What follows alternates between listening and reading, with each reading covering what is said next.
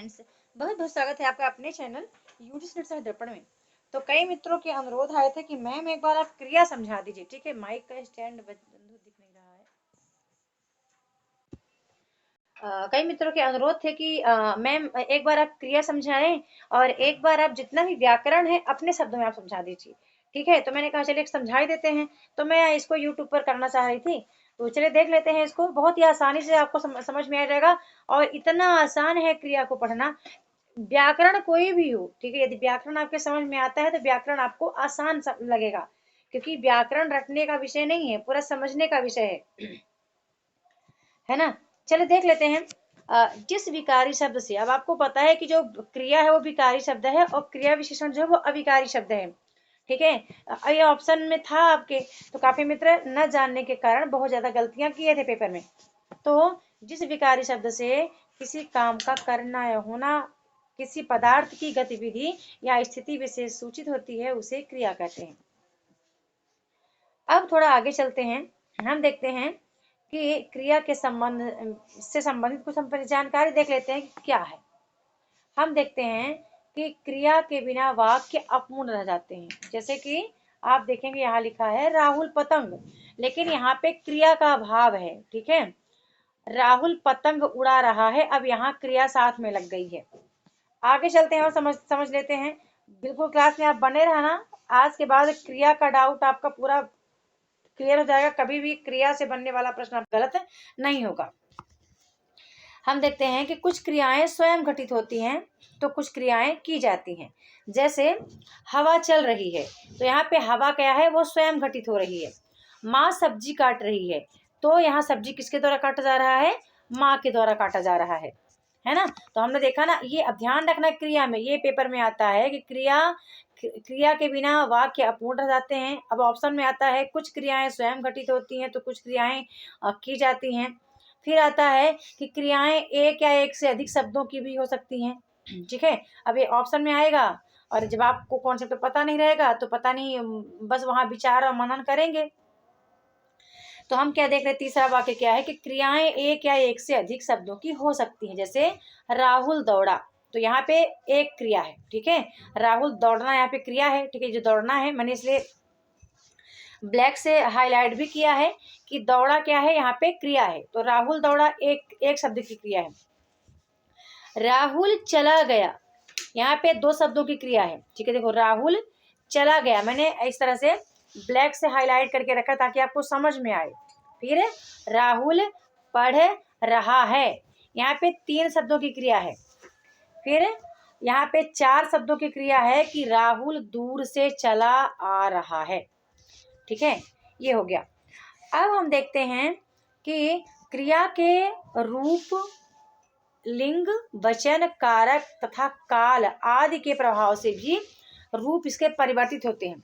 ठीक है, जो क्रियाएं हैं ना वो अपना रूप बदलती हैं। कब, जब वाक्य में लिंग, वचन, कारक तथा काल यानी कि समय के अनुसार भी क्रियाएं बदलती हैं। जैसे देखना आप क्या है, हम देख रहे हैं कि लड़का पढ़ रहा है, ये पुल्लिंग हो गया। ठीक है, पुल्लिंग हो गया। ये हम यहाँ पे ये क्रिया का कौन सा रूप देख रहे हैं, लिंग रूप। ठीक है, और लड़की पढ़ रही है, तो यहाँ स्त्रीलिंग के कारण परिवर्तन हो गया। ठीक है, यहाँ देखो पढ़ रहा था और यहाँ पे जैसे स्त्रीलिंग शब्द आया तो यहाँ पे रही आ गया।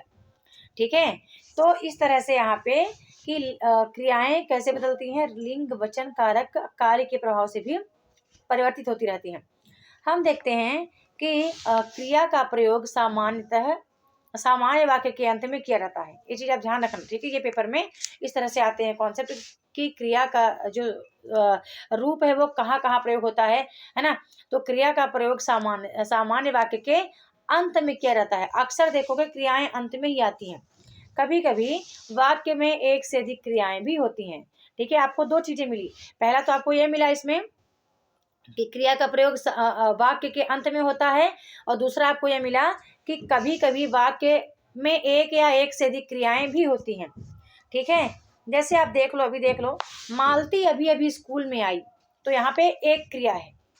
और फिर मालती स्कूल जाकर वापस आ गई, यहाँ पे दो क्रिया है। ठीक है, आगे देखते हैं कि इम्पोर्टेंट है, बहुत ज़्यादा इम्पोर्टेंट पीडीएफ है क्रिया को लेकर के। और क्योंकि आपको सकर्मक क्रिया, अकर्मक क्रिया, ठीक है। रचना के आधार पर कितनी क्रियाएं होती हैं आपको नहीं पता है अच्छे से, तो ये चीज आप ध्यान रखना। एक तो सकर्मक क्रिया क्या होती है, दूसरा अकर्मक क्रिया क्या होती है, और तीसरा आप ध्यान रखना कि रचना के आधार पर क्रियाएं कितनी होती हैं। तो हम देख लेते हैं बंधु कि यदि वाक्य में कर्ता के साथ विभक्ति चिन्ह का प्रयोग नहीं किया गया हो तो क्रिया कर्ता के अनुसार होती है। अब आप मेरे को कमेंट में लिख के बताना कि विभक्ति चिन्ह होता क्या है, ठीक है। आप कमेंट में करना कि क्या है ये विभक्ति चिन्ह। जैसे कि रवि पतंग उड़ा रहा है, पहले परिभाषा को समझो कि यदि वाक्य में कर्ता के साथ, ठीक है, कर्ता के साथ विभक्ति चिन्ह का प्रयोग नहीं किया जाता है हो तो क्रिया कर्ता के अनुसार होती है। रवि पतंग उड़ा रहा है, लड़कियां रस्सी कूद रही हैं, ठीक है। विभक्ति चिन्ह बताना किसको बोलते हैं, क्या होता है विभक्ति चिन्ह। हम देखते हैं 7वां पॉइंट है, बड़ा इंपॉर्टेंट है कि यदि कर्ता के साथ विभक्ति चिन्हों का प्रयोग किया जाए तो क्रिया कर्म के अनुसार होती, जैसे कि दिनेश ने खाना खाया, ठीक है। यदि कर्ता कौन है, जैसे कि मैं हो गई, कर्ता के साथ विभक्ति चिन्हों का प्रयोग किया जाए तो क्रिया जो है कर्म के अनुसार कार्य करती है, ठीक है। अब देखते हैं, ध्यान रखना क्रिया कर्ता कर्म ये तीनों को आप अच्छे से ध्यान रखना कि कौन क्या कर रहा है, ठीक है। अब एक इम्पॉर्टेंट चीज यहाँ पे क्रिया के भेद हम देखेंगे, पर हम थोड़ा धातु को समझ लेते हैं, ठीक है। धातु क्या होता है, तो क्रिया में मूल शब्दों को धातु कहते हैं। जैसे कि खेल, खेल धातु हो गया ना, मूल शब्द हो गया। अब खेल से क्या क्या बन रहा है, खेलता, खेलना, खेलते, खेलते रहो, खेलते रहे, खेल रहा आदि शब्दों में खेल केवल धातु शब्द है, ठीक है। धातु का अर्थ होता है क्रिया के सभी रूपों को धारण करने वाला। केवल खेल था, अब क्रिया के सभी रूपों यहाँ देखने को मिल गए। खेल के साथ ता लग गया, ठीक, खेल के साथ ना लग गया, खेल के साथ ते लग गए, है ना। धातु क्या है, मात्र खेल है। अब खेल के साथ बहुत सारे ऐसे शब्द जुड़ करके और यहाँ पे इसका रूप जो है वो परिवर्तित करते हैं। हम देखते हैं क्रिया के भेद कितने माने गए हैं। क्रिया के 2 भेद हैं। क्रिया के भेद 2 आधारों पर किए गए हैं, एक तो कर्म के आधार पर, दूसरा रचना के आधार पर। अब दोनों बहुत महत्वपूर्ण हैं। जो कर्म के आधार पर वो आपके पेपर में कई बार पूछा गया है, रचना के आधार पर भी टीजीटी पीजीटी में पेपर में पूछा जाता है, और कई बार अन्य एग्जाम में जैसे कि सीटेट हो गया और जितने भी एग्जाम होते हैं तो क्रिया आपको पता है अक्सर क्रिया से प्रश्न बन जाता है बंधु, है ना। तो हम देख लेते हैं अकर्मक क्रिया क्या होती है, और अकर्मक क्रिया को पहचानने की हम ट्रिक भी देख लेते हैं, ठीक है, कि अकर्मक क्रिया की हम पहचान कैसे करेंगे। ये ट्रिक आप जरूर याद रखना, यदि ट्रिक को आप याद रखेंगे तो परीक्षा में आपके लिए अच्छा रहेगा। हम देखते हैं कि अकर्मक का शाब्दिक अर्थ है बिना कर्म के, ठीक है, जिसमें कर्म ऐड नहीं है, कर्म सम्मिलित नहीं है। वे क्रियाएं जिनमें कर्म नहीं पाया जाता या नहीं पाया जाता और न ही कर्म की संभावना होती है, अकर्मक क्रियाएं कहलाती हैं। इन क्रियाओं का प्रभाव सीधे कर्ता पर पड़ता है। कर्ता यानी जैसे कि हम कर्ता हो गए, मैं करता हूँ, ठीक है, कर्ता पर पड़ता है। अब देखते हैं कि जो क्रिया कर्म की अपेक्षा नहीं रखती उसे अकर्मक क्रिया कहते हैं। जैसे कि रोना, चलना, उठना, बैठना, भागना, तैरना, दौड़ना आदि, ठीक है। ये ऐसी क्रियाएं हैं जो कर्म की अपेक्षा नहीं रखती, अकर्मक हैं। जैसे कि राहुल चतुर है, अभी अकर्मक क्रिया का मैं भाग बोल रही हूँ, ठीक है, राहुल चतुर है। तो यहाँ पे क्योंकि जो क्रिया है ये राहुल जो यहाँ पे जो क्रिया है आप देखेंगे इसके साथ ऐड है, अलग से कोई कर्म यहाँ पे हो नहीं रहा है, ठीक है, कोई कर्म नहीं है। और जब कर्म नहीं है तो वो कैसे क्रिया होगी, अकर्मक क्रिया होगी। मोर नाचता है, ये भी अकर्मक क्रिया है, ठीक है। रथ दौड़ता है, पक्षी उड़ते हैं। अब आपको देखना कि ऊपर दिए गए वाक्यों में क्रिया का सीधा प्रभाव किस पर पड़ रहा है, कर्ता पर पड़ रहा है। जैसे कि उड़ कौन रहा है, तो पक्षी उड़ रहा है। दौड़ कौन रहा है, तो रथ दौड़ रहा है। नाच कौन रहा है, तो मोर नाच रहा है। मतलब कि कर्ता मोर हो गया। तो जब कर्ता पर पड़ेगा तब वो अकर्मक क्रिया होगी, और जब कर्म पर पड़ेगा तब वो सकर्मक क्रिया होगी, ठीक है। ये चीज आप नोट डाउन कर लो इसको आप, क्योंकि ये अपडेट PDF है, ये पूरा पीडीएफ आपको पता है कि नए कोर्स, जो न्यू कोर्स है हमारा, उसको जाएगा, ठीक है। तो आप इसको नोट डाउन करके रखो कि ये जो देख रहे हैं कि जो वाक्य है यानी क्रिया का जब सीधा प्रभाव कर्ता पर पड़ेगा तो वहां पे वाक्य कर्म रहित हो जाएगा, और यही कर्म रहित वाक्य क्या, अकर्मक क्रिया कहलाएगी। जैसे चतुर कौन है, तो राहुल है। राहुल कौन है, कर्ता है। यहाँ पे कर्म कहीं दिख ही नहीं रहा है। जब कर्म नहीं दिख रहा है तो ये क्या हो गया, अकर्मक क्रिया हो गई। अब अकर्मक क्रिया की आप पहचान कैसे करेंगे देख लीजिए। अकर्मक क्रिया की पहचान के लिए क्रिया से पहले क्या शब्द लगा होता है, किसे शब्द लगा होता है, किसको लगा होता है, आदि इस तरह के प्रश्न वाचक चिन्ह लगे होते हैं, तो हम समझ, और जिसका उत्तर नहीं मिलता तो क्रिया अकर्मक कहलाती है। जैसे कि कोयल कूकती है, तो कौन कूकता है, ठीक है, कोयल क्या कूक रही है, क्या कूक रही है। देखिए मैंने यहाँ पे लिख भी दिया है ताकि आपको कभी ऐसा डाउट ना हो कि अकर्मक क्रिया की पहचान के लिए क्रिया से पहले क्या लगा हो, किसे लगा हो, किसको लगाकर प्रश्न करना होता है। यदि कोई उत्तर नहीं मिलता तो क्रिया क्या है, अकर्मक होती है। जैसे कि कोयल कूकती है, एग्जाम्पल के तौर पे, तो कोयल क्या कूकती है, कुछ नहीं। कोयल क्या क्या कूक रही है, आप बताइए क्या कूक रही है। जैसे कुत्ता भौंक रहा है, आप भौंकना को कोई नाम देंगे आप, तो कुत्ता क्या भौंक रहा है, कुछ नहीं। जैसे कि मैं बोलूंगी माँ सब्जी काट रही है, तो मैं पूछूंगी कि माँ क्या काट रही है, तो आप कहेंगे सब्जी, तो ये क्या हो गया, ये हो गया सकर्मक क्रिया, ठीक है। लेकिन कुत्ता क्या भौंकता है, कुछ नहीं। कोयल क्या कूकती है, कुछ नहीं। लेकिन क्या हो गया, ये अकर्मक क्रिया के भाग हो गए। जैसे ही मैंने कहा कि माँ सब्जी काटती है, यदि मैं बोलती कि माँ काटती है तो वो अकर्मक हो जाता, ठीक है। यदि मैं बोलती कि माँ काटती है तो अकर्मक होता, क्योंकि माँ क्या काटती है पता नहीं था, तो अकर्मक होता। लेकिन जैसे मैंने लिखा कि माँ सब्जी काटती है ना, मैंने लिखा कि माँ सब्जी काटती है, तो ये सब्जी काटना जब आपने देखा तो आप समझ गए कि ये सकर्मक क्रिया हो गई, ठीक है। तो यहाँ पे आपको ये अकर्मक क्रिया के उदाहरण, और जैसे मैंने यहाँ पे एग्जाम्पल दिया कि माँ सब्जी काटती है, तो माँ क्या काटती है, आप प्रश्न कर लेंगे। जब आप अपने मन में प्रश्न कर लेंगे तो आप सकर्मक और अकर्मक क्रिया की पहचान खुद ब खुद कर लेंगे, ठीक है। अब हम चलते हैं सकर्मक क्रिया की ओर। हम देखते हैं कि सकर्मक क्रिया किसको कहते हैं। तो सकर्मक क्रिया का शाब्दिक अर्थ है कर्म सहित। अकर्मक क्रिया का अर्थ आपने क्या पढ़ा, कर्म रहित, मतलब इसमें कर्म ऐड नहीं था, केवल कर्ता था, ठीक है। और यहाँ पे कर्म सहित है, तो जब कर्म सहित जो क्रिया आएगी वो सकर्मक क्रिया कहलाएगी। वे क्रियाएं जिनमें कर्म होता है, अर्थात जिन वाक्यों की क्रियाओं का प्रभाव सीधे कर्म पर पड़ता है। अब यहाँ पे कर्ता पे नहीं पड़ेगा, क्योंकि वहां पे हम देखे थे कि राहुल चतुर है, ठीक है। राहुल चतुर है, तो सीधे जो चतुर कौन है, राहुल है, तो वहां पे क्या प्रभाव किससे पड़ता था, कर्म पर पड़ता था। अब यहाँ पर प्रभाव किससे पड़ रहा है, सीधे, सॉरी, वहां पे प्रभाव कर्ता पर पड़ रहा था, क्योंकि राहुल करता है, राहुल करता है। अंग्रेजी में आप इसको क्या बोलते हैं, सब्जेक्ट बोलते हैं, है ना, कि राहुल करता है तो कर्ता पर पड़ रहा था। लेकिन सकर्मक क्रिया में एक प्रभाव किससे पड़ता है, कर्म पर सीधा पड़ता है, तो वे क्रियाएं क्या कहलाती हैं, सकर्मक क्रियाएं कहलाती हैं। अब जिन क्रियाओं में कर्म की अपेक्षा होती है, जैसे अथवा कर्म पाया जाता है, तो वह सकर्मक होती हैं। जैसे कि खाना, बनाना, पढ़ना, लिखना, धोना, सुखाना, खिलाना, काटना आदि क्या है, ये सब सकर्मक क्रियाएं हैं। अब हम देख लेते हैं इसका एग्जाम्पल कि सुधा पुस्तक पढ़ती है, माँ खाना बनाती है। अब यहाँ पे सकर्मक क्रिया के ये रूप ही हैं, पढ़ाना, बनाना, सुखा रही है, मारना, ठीक है, क्या है, सब क्रियाएं हैं, खिलाना, काटना, है ना। तो आप पहचान गए।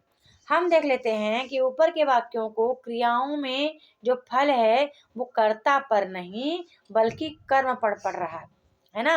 देखो, अब हम नौकरानी को नहीं बोलेंगे कि यहाँ पे नौकरानी कर्म है, यहाँ पे सुखा रही है, सुखाना क्या है, कर्म रही है, कर्म हो गया। बनाती है, कर्म हो गया। अब यहाँ पे कर्ता पे नहीं पड़ रहा है, ठीक है, यहाँ पे जो प्रभाव है वो कर्ता पे नहीं पड़ रहा है। अब हम देखते हैं सकर्मक क्रिया की पहचान आप कैसे करेंगे। तो सकर्मक क्रिया की पहचान करने के लिए क्या अथवा किसे लगाकर प्रश्न किया जाता है, उत्तर में यदि कोई निर्जीव वस्तु या पदार्थ प्राप्त हो तो वह क्रिया का कर्म होता है, यानी कि क्रिया सकर्मक है। जैसे कि माली फूल तोड़ता है, तो माली क्या तोड़ता है? तो फूल। ठीक है, अब आप समझ गए। यदि आपको इस तरह से नहीं समझ में आएगा ना, तो आप एक चिन्ह लगाना, इसको एक प्रश्नवाचक चिन्ह में ऐड करना प्रश्नवाचक वाक्य में, तो आपको आंसर आ जाएगा। ठीक है, देखो यहाँ पे मैंने एग्जाम्पल तक तो लिखा कि माली फूल तोड़ता है, तो माली क्या तोड़ता है, हमने अब इसकी पहचान के लिए, तो माली फूल तोड़ता है, हम इसकी पहचान के लिए ऐसे वाक्य रखे हैं। ठीक है, उनके लिए कि जो जीरो से है, जिनको कर्म के बारे में जरा भी नहीं पता है। अब कबूतर दाना चुगता है, तो कबूतर क्या चुगता है? दाना। ठीक है, तो इस तरह आप समझ जाएंगे कि ये सकर्मक क्रिया है। अब सकर्मक क्रिया के कुछ भेद भी हैं, जैसे कि इसके दो भेद माने गए हैं। ठीक है, एक कर्मक क्रिया, दो कर्मक क्रिया, द्विकर्मक क्रिया। अब एक कर्मक क्रिया में आपको ऐसे एग्जाम्पल ऐसे बता देती हूँ बिना पढ़े लिखे ही, कि एक कर्मक क्रिया क्या होती है जिसमें एक ही कर्म होता है। जैसे कि बच्चा गेंद पकड़ रहा है, तो यहाँ पे पकड़ना एक हो गया। तुमने आइसक्रीम खाई, एक कर्मक क्रिया है। स्मृति कविता पढ़ रही है, एक ही कर्मक क्रिया है। मैंने दूध पिया, एक ही कर्मक क्रिया है। लेकिन हम क्या पढ़े हैं कि जो सकर्मक क्रिया होती है दो तरह की होती है, एक कर्मक क्रिया, द्विकर्मक क्रिया। तो द्विकर्मक क्रिया में दो क्रियाएं साथ आ जाएंगी। जैसे कि हम देखते हैं, बहन भाई को राखी। देखो, एक भाई को राखी बांधती है। ठीक है, तो यहाँ पे दो हमारे द्विकर्मक में दो क्रियाएं साथ चल रही हैं। अध्यापक विद्यार्थियों को पाठ पढ़ा रहे हैं। देखो, अध्यापक, विद्यार्थी और पाठ, दो चीज हो गया ना, द्विकर्मक यहाँ पे क्रिया हो गई। माँ बच्चे को खाना, एक बच्चा दूसरा खाना, ठीक, खाना खिलाती है। नानी बच्चों को कहानी सुनाती है। ठीक है, अब ध्यान रखना, रचना के आधार पर क्रिया के भी भेद माने गए हैं। अब कितने भेद हैं हम देख लेते हैं, कौन कौन से भेद हैं जो कि रचना के आधार पर माने गए हैं। तो पहला होता है सामान्य क्रिया। ठीक है, सामान्य क्रिया का एग्जाम्पल आप यहाँ देख रहे हैं कि जब वाक्य में एक ही क्रियापद का प्रयोग किया जाए तब वहां पे सामान्य क्रिया कहलाती है। जैसे कि राहुल पुस्तक पढ़ रहा है, सविता चित्र बनाती है, माली पौधा लगाया। ठीक है, इस तरह से आप इसको क्या बोलेंगे? सामान्य क्रिया। संयुक्त क्रिया समझ लीजिए जहाँ पे दो क्रियाएं एक साथ लगी हो। ठीक है, जहाँ दो क्रियाएं एक साथ चलती हैं वो संयुक्त क्रिया है। नाम धातु क्रिया किसे बोलते हैं? जब किसी क्रिया के आगे संज्ञा, सर्वनाम, विशेषण, क्रिया विशेषण वाले वाक्य आए तो वो नाम धातु क्रिया कहलाती है। पूर्वकालिक क्रिया क्या होती है? जैसे हम इसको एक एग्जाम्पल ले लिए थे कि वाक्य में सदैव मुख्य क्रिया से पहले प्रयुक्त तथा संपन्न होने वाली क्रिया पूर्ण क्रिया कहलाती है, पूर्णकालिक क्रिया कहलाती है। इंपॉर्टेंट है, पूर्वकालिक क्रिया पेपर में आती है, नाम धातु क्रिया भी पेपर में आती है। ठीक है, संयुक्त क्रिया भी पेपर में आई है। अभी तक मान लो आपकी केवल अकर्मक और सकर्मक क्रिया पढ़े थे, लेकिन ध्यान रखना रचना के आधार पर क्रिया के 5 भेद हैं: सामान्य क्रिया, संयुक्त क्रिया, नाम धातु क्रिया, पूर्वकालिक क्रिया और प्रेरणार्थक क्रिया। ये जो प्रेरणार्थक क्रिया है ना, इसके भी 2 भाग होते हैं। ठीक है, तो इसका जिक्र नहीं कर रही हूँ, आगे मैंने नहीं लिया है, बस मैंने आपके पेपर के हिसाब से ले लिया है। हम देखते हैं कि यहाँ पे बताया गया है कि पूर्वकालिक क्या होती है। मतलब जब कोई वाक्य पहले प्रयुक्त तथा संपन्न होने वाली क्रिया पूर्णकालिक क्रिया कहलाती है। कैसे? अभी आप एग्जाम्पल समझो। जैसे कि वह स्कूल से आकर सो गया, तो सो जाना तो क्रिया है और जो आकर लगा है ना, ये पूर्वकालिक है। ठीक है, मैंने इसलिए इसको रेड कलर से हाईलाइट भी कर दिया था ताकि आप पूर्व क्रिया को समझ पाए।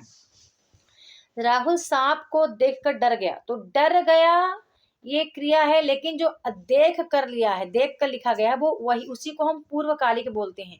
भावना खाना खाकर पढ़ने बैठ गई, तो पढ़ने बैठ गई से पहले जो खाकर लिखा है ये पूर्वकालिक क्रिया है। ठीक है, आकर, देख कर, खाकर, है ना। देखो यहाँ पे सो जाना एक क्रिया है, डर जाना भी क्रिया है, पढ़ने बैठ जाना भी क्रिया, लेकिन उसके पहले जो लगा है ना वो पूर्वकालिक है ना। प्रेरणार्थक क्रिया वही है कि जब क्रियाओं को कर्ता स्वयं न करके किसी दूसरे को उन्हें करने के लिए प्रेरित करता है, तो प्रेरणार्थक कहलाता है। जैसे कि राम स्वयं पुस्तक पढ़ रहा है, फिर अध्यापक ने राम को पुस्तक पढ़ने के लिए कहा, और फिर क्या हो जाएगा, फिर तीसरा आ जाता है प्रेरणार्थक में कि राम अध्यापक के कहने पर पुस्तक, राम अध्यापक को देख के पुस्तक पढ़ रहा है। ठीक है, एक बार अध्यापक ने राम को बोला था पढ़ने के लिए, तब पढ़ा। पहले तो स्वयं से पढ़ रहा था, फिर एक बार अध्यापक ने बोला तब किया। अब अध्यापक को देख करके प्रेरणा पा करके राम पुस्तक पढ़ रहा है। तो इस तरह से क्रिया की मैंने एक छोटी सी ये ट्रिक मतलब पीडीएफ बनाई थी आपके लिए। ये बहुत से मित्रों के कमेंट आए थे मेरे पास कि मैम एक बार क्रिया आप समझा दीजिए। आई होप कि आपको क्रिया समझ में आई होगी। और इस तरह से मेरे पास जो मतलब व्याकरण, मुझे लगता है कि यदि एक बार मैं आपको पूरा समझा जाऊं, चाहे बात करूं संधि, समास, उपसर्ग, प्रत्यय, स्वर, व्यंजन, जितनी भी व्याकरण, जितना भी है व्याकरण, यदि अपने शब्दों में समझा जाऊं तो शायद है कि आप कभी नहीं भूलेंगे। आप कमेंट करके बता देना मुझे कि क्या ये सब पढ़ाना है आपको, क्रिया विशेषण, विशेषण, ठीक है, समास, या जितने भी हमारे नेट के पाठ्यक्रम में व्याकरण लगे हुए हैं, तो मैं उसको 2-4 से क्लास में जल्दी से कंप्लीट कर दूंगी सरल शब्दों में, और आपको कॉन्सेप्ट भी समझ में आ जाएगा, है ना। तो वीडियो को लाइक करना है, शेयर करना है, चैनल को सब्सक्राइब करके रखना है, बेल आइकन भी दबा के रखना है ताकि मेरी कोई वीडियो मिस ना हो। और मिलते हैं नेक्स्ट वीडियो में न्यू टॉपिक के साथ। तब तक के लिए बहुत बहुत धन्यवाद।